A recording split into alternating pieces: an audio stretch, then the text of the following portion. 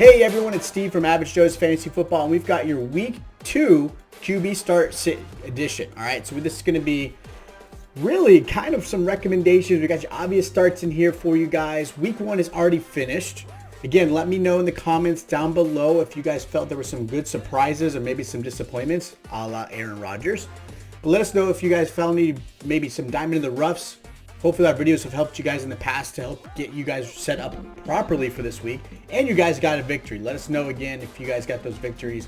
I won a couple of my leagues. Waller actually ended up saving me at the last minute, which was awesome. Always love and enjoyed some of those Monday night games. So week 1's in the books, right? There were some prizes. We had Jameis Winston with 5 touchdowns. We had an Aaron Rodgers who had -2 points. We got some players who did a really great job. And obviously you had your obvious players like a Patrick Mahomes, right? He did amazing.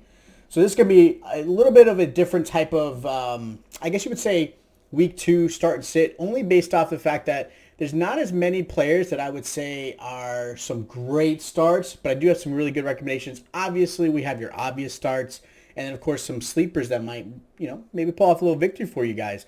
If you guys haven't checked out our waiver wire video, make sure you check that out as well. There's some great video. There's a great video for some players you guys should be going after. There were some injuries. There were some standouts that kind of really jumped off the board that might help you in this upcoming season. I know the drafts are always going to be your best bet, but sometimes waivers are going to be the big difference maker for you this coming season. So make sure you check out our waiver video. If you are new to the channel, make sure you hit that subscribe button and the notification bell. That way you guys are notified every time we drop a video just like this or others. That way we can help you with your upcoming season. We want to make sure you guys win your championships. That's what we're here for. So we're going to jump right into the start and sit for week 2. Again, this is for quarterbacks. Now, these are going to be your obvious starts here.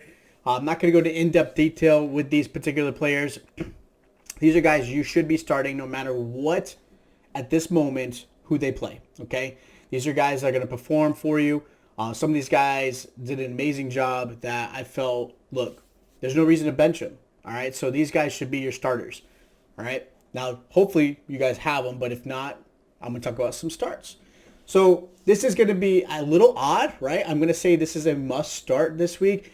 It's going to be Aaron Rodgers. Now, normally I don't talk about Aaron Rodgers as a must start because he's an obvious start. But after his performance on Sunday's game, it makes you kind of question, what is he going to be doing this week, right? Is this going to be another flop? Maybe he's just not into it. Maybe he's trying to get out of the Packers organization. Or is this going to be a game where he's just going to light it up? He's pissed. He's upset. He wants to show people that, look, it just was a bad game, okay?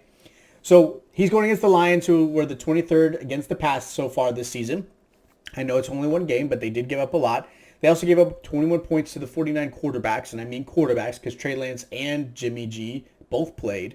But they did give up 21 points. I do like Aaron Rodgers this week. I think, one, it's a divisional matchup. He's not going to lose to a division match. Look, it's the Lions he knows very well. I don't think he flopped on purpose. Okay, I know there's a lot of speculation about that. I don't think that's Aaron Rodgers' character. He's too competitive to let that happen. I legitimately think they overlooked the Saints and they just got whooped. It is what it is, okay? Excuse me. So, next guy I have as a good start for you guys this week is Jalen Hurts. Now, I loved him last season. I had him in one of my leagues. I picked him up. A lot of people were unsure what they're going to do with him. But he went against the 49ers, who were expected to be one of the top 5 defensive teams you're going against the 49ers, who are one of the top 5 defensive teams. 49ers gave it 25th against the pass, okay? They allowed the Lions to keep into that game, and they gave up 30 points to Jared Goff. 30 points to Jared Goff, who really has no weapons besides his running backs. Jalen Hurts looked really good against the Falcons. He can run. He can pass. He's got a new weapon in Devonta Smith, who looked really good. I like his connection with Dallas Goedert. They're using Miles Sanders properly.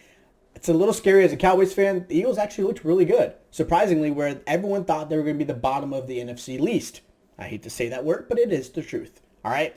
So Jalen Hurts actually going against the 49ers, and I think the 49ers will be a little bit better. And I don't think they're going to give up 30 points to Jalen, but I do think they're a little bit of a struggle. They lost their star cornerback, unfortunately, to injury, which is unfortunate, but that's going to only help Jalen Hurts in this upcoming game. I like what he did this past weekend, and I do like what he's going to do this upcoming weekend. Now, the last guy I have as far as a recommendation goes for a start is going to be Taylor Heinicke. Sounds crazy, but he's going against the Giants, who allowed the 15th most passing yards this past weekend. They gave up 21 points to Teddy Bridgewater. Obviously, Teddy Bridgewater can have some good games. But what I like about Taylor Heinicke, he did a really good job filling in with Fitzpatrick being hurt, and obviously Fitzpatrick being hurt at least 6 games or so, maybe 8. Heinicke, this is his time to shine. I think he's going to take great advantage of it. A lot of people still don't have a lot of film on him. He's got a lot of energy. I like what he can do. He's got some good weapons on the outside. Antonio Gibson's another good back for him. McKissick's back there to catch some balls. So I like Heinicke a lot. Look for him for the Thursday night game. I think he's going to be actually a good player to start this week if you need him. Heinicke's probably not on your roster, but in case he is, make sure you start him this week. Now, this is going to be my recommendation for sits, okay? This is going to be pretty obvious for most people, but first guy I have is Tyrod Taylor. I know that sounds crazy because Tyrod Taylor actually had a good game. And he is going against the Browns, who allowed 36 points to Kansas City. But Kansas City has Patrick Mahomes. There's a difference. Patrick Mahomes is way better than Tyrod Taylor. I apologize, Tyrod Taylor, but it's the truth, okay? Yes, Browns were 27th against the pass, but again, that's a very tough matchup that they had. They're going to turn that around. The Texans are not going to score like they did first weekend. So I don't like Tyrod Taylor this week at all against the Browns. I think it's going to be a revenge game for the Browns. They were very upset that they lost that first week. Now, the next guy I have is Matt Ryan, and I'm sure you guys saw the memes out there with him laying on the floor, just looking very like a dead body. I'm sure those are great. But Matt Ryan's going against the Bucs, and I know the Bucs gave up the most passing yards this past weekend, but that was against Dak Prescott, who actually looked really good. Dak Prescott has some of the best receivers in the game, and unfortunately, Matt Ryan doesn't. He has Calvin Ridley and hopefully Kyle Pitts. Now, both Ridley and Kyle Pitts did get targeted very well, but unfortunately disappeared after that first quarter, really.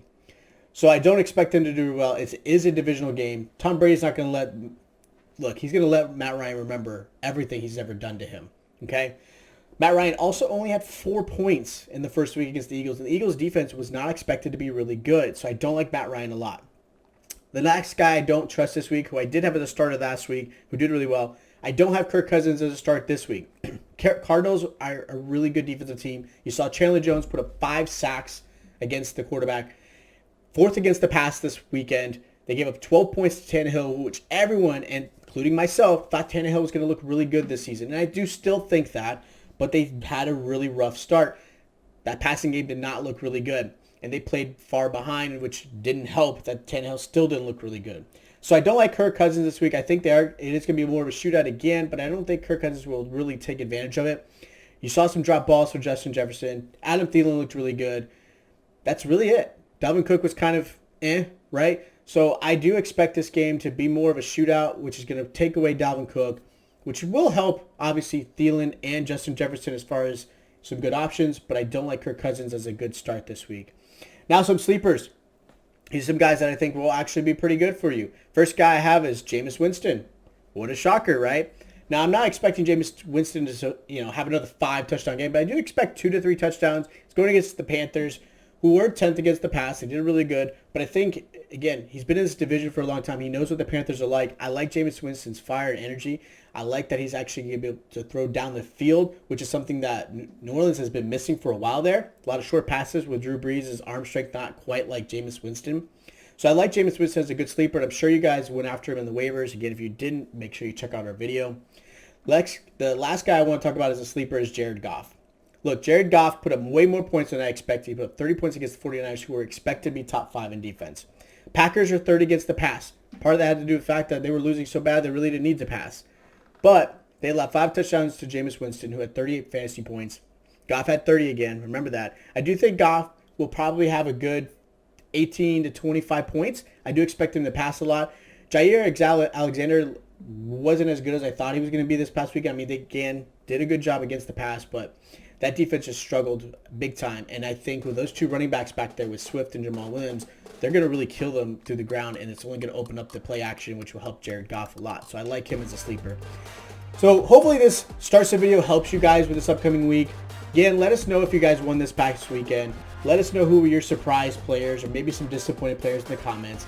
Again, feel free to ask us any questions you guys might have. Check out our waiver wire video. Hopefully that helps you guys pick up some players. That way you guys are ready for this upcoming week.